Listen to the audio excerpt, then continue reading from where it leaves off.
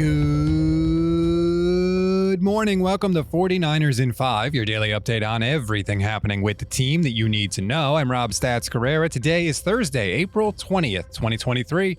Here's what's happening with your San Francisco 49ers. Everyone was getting ready for a nice, normal Wednesday, 8 days before the draft, and then Ian Rappaport blew it up. Rap Sheet tweeted that the Niners were taking calls for Trey Lance and stressed that while they weren't making calls, they were receiving them.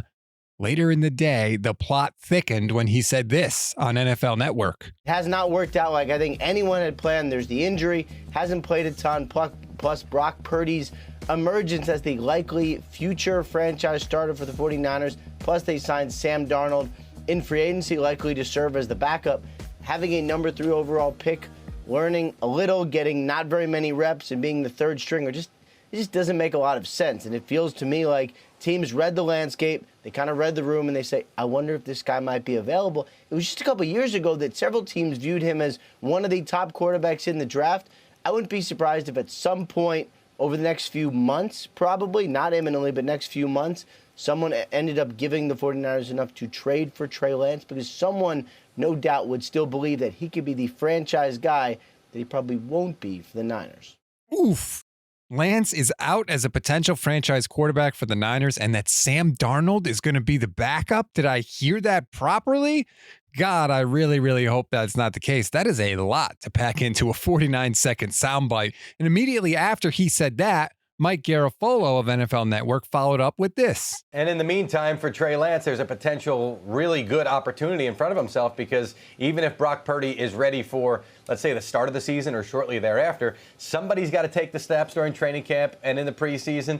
And that one somebody will be Sam Darnold, but it'll also be Trey Lance if he's still on the roster. Meanwhile, Lance has been working with noted quarterback coach Jeff Christensen, who works with a number of NFL passers, including Patrick Mahomes. They have all been working out together at some point this offseason. So Lance realizing that he needed to adjust his mechanics a little bit more. We knew coming into the league he was going to be really strong with his legs. He did a lot of that at North Dakota State. It was a question of what kind of passer can he be. So he is working on that part of the game as he tries to present himself to the 49ers and the rest of the league, as Ian said, as a potential long-term solution for a starting quarterback. That's a trickier situation, because if Trey Lance comes back and looks good, like Mike is saying, yes, it would up his trade value. But also, if he looks that good, wouldn't the 49ers want to keep him and then maybe say, hey, maybe we were wrong about Trey Lance. Let's see what we have. So it's a very strange situation. And remember, we still don't know what Brock's timeline is going to be, and we don't know if he can stay healthy once he gets back. Brock's had his share of injuries in his limited time under center as well. Meanwhile, by the way, while all of this is going on, Grant Cohn reported that Trey Lance has been at the 49ers facility all week because of the team's offseason workout program.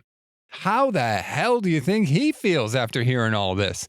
Imagine yourself in Trey's position. You're sitting there, you're working out, you're talking with the guys. All of a sudden, bloop, people's phone starts, blowing up. Everybody's like, hey, dude, what the hell's going on? This guy's reporting that they're taking trade offers for you. That can't feel too good. I imagine there might have been a conversation that went on in the 49ers team facility yesterday. So much for a normal Wednesday. We always give you one thing to read, one thing to watch, and one thing you might have missed. One thing to read on this Thursday, Jordan Elliott had another good piece this week about what athletic tests the 49ers value at each position in the Shanahan era. It won't tell you who they're going to draft necessarily, but it might give you the ability to scratch some guys off your list. You can follow Jordan on Twitter at @SplashCousin. One thing to watch, with all the Trey Lance talk today, it has to be the Niners scheduled media session on Monday. It's their pre-draft media session. We don't yet know if Lynch and Shanahan will both be there, but they're going to have to answer questions, whoever is there, about all the smoke surrounding this quarterback position, and I will be fascinated to hear their answers. One thing you may have missed, sad news to pass along, former 49ers linebacker and Pro Football Hall of Famer Dave Wilcox passed away yesterday at the age of 80.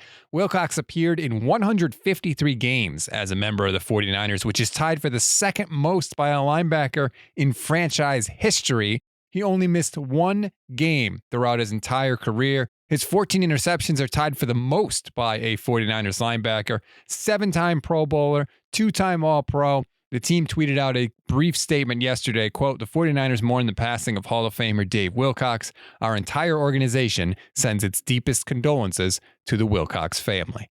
That's a wrap on today's 49ers in 5. Please rate, review, and follow the Gold Standard Podcast Network. Enjoy your Thursday, everybody. Stay tuned for the OG Gold Standard Podcast with me and Levin Black. That drops later today. I'm Rob Stats Guerrera. We'll talk tomorrow.